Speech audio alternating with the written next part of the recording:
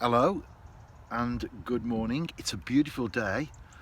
I'm on a pond and it's extremely overgrown. I'm after sticklebacks. Got my Poacher's Pocket mini rod and mini reel and I'm fishing with a free lined maggot. No casting at all needed today.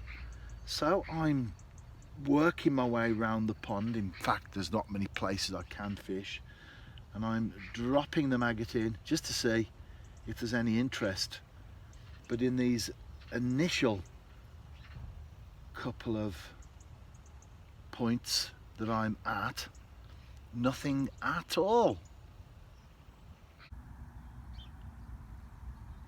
No fish at all, but I've just had a water boatman take the maggot twice, and both occasions I'm fishing with a very slow sinking maggot, of course, and on both occasions it went beneath the water as the maggot sank to grab hold of it, and I lifted it quickly. The first time I wasn't really sure what was going on. The second time I had wised up and I lifted it quite quickly.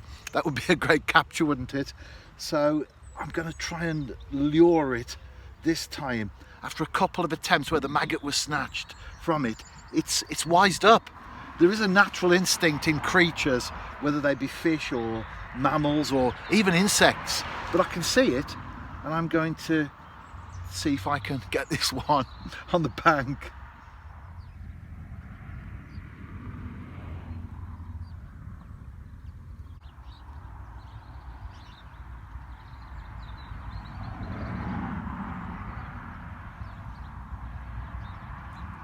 This is great. Although I haven't seen a single stickleback, that's what you do. You try places, you see if there's something in there. Sometimes there are fish and then they seem to disappear. I have had sticklebacks from here not that long ago, but they all seem to have gone. I'm just crouching down there, nearly wobbled over. Fortunately, the other side of the pond, it's very shallow, very clear, and I'm watching these insects, absolutely fascinating. The maggot's sinking and they're diving after it. They're grabbing hold of it, bringing it back up to the surface, and of course they won't take the hook, which is true when you're after the aforementioned mini species, the stickleback. But what you do is you try to lift it out while it's still holding on. Unfortunately though, although I've had numerous little creatures take the maggot, I haven't been able to bank one just yet. Well, this has certainly moved on quickly from a stickleback session to an insect, catching insects with a rod and line. That's novel, isn't it? I'm enjoying it though, because if you follow my blogs regularly, then you'll know that I do love the great outdoors, and I genuinely get something from every session that I go on. There's also been a dragonfly making its way around, hovering, and I've been trying to capture it on slow-mo, but they don't always oblige, do they? You've got your camera, and I'll use my phone, my iPhone. It's great in these conditions, very sunny today, and the dragonfly is quite close, and I try to capture it while it's hovering. I haven't really had much success, and then when I put the camera down, it comes right in front of me and stays there for about 5 seconds. That's the way it goes, isn't it?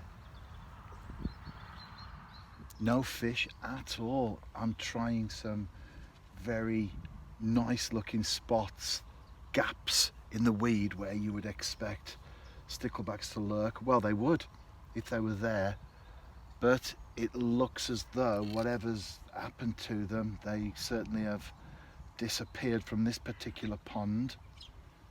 What you hope for is that there's still one or two hanging around and they will bounce back in time, but certainly something has happened to the population of fish on this particular spot.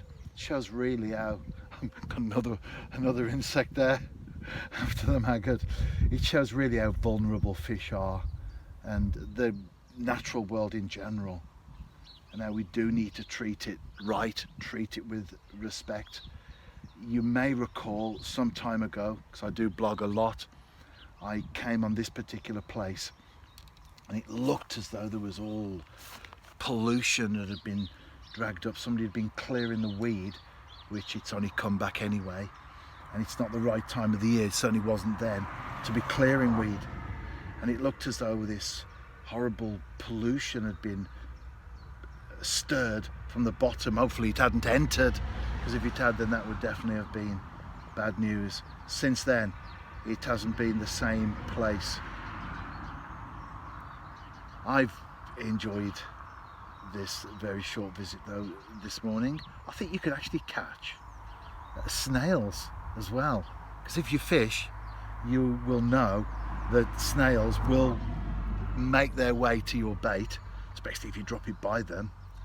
And oh, and I've got a snail there, that's what reminded me. He's actually floating on the surface of the water, and I'm dropping the maggot right by it, and the snail's actually starting to wrap itself around the bait. So I don't think, and there's a water boatman coming as well, and he's actually attacking the maggot as well. So I've got the snail and the water boatman. This is great, isn't it? Oh, the snail, well, it's going to be a bit heavy, but it almost came out there. When I say water boatman, I'm not that up on pond insects. Could be a pond skater. I don't think it's a pond skater because they're diving down. They look like the water boatmen. I do love nature, but there's so much. You'd have to be full-time for the whole of your life just trying to keep up with all the stuff that's going on and all the different species, and especially once you get into insects, it's fascinating. So what I tend to do is, when I come across something, I research it and look it up, and I've added that to my growing repertoire of knowledge of the natural world. You never stop learning, do you? I don't know whether to give this snail a go. I might have to wait like 20 minutes before it finally grabs hold of the maggot though. And I haven't got time, as you can tell. Got my work clothes on, and that's where I'm going right now. Have a great day, and I'll see you soon.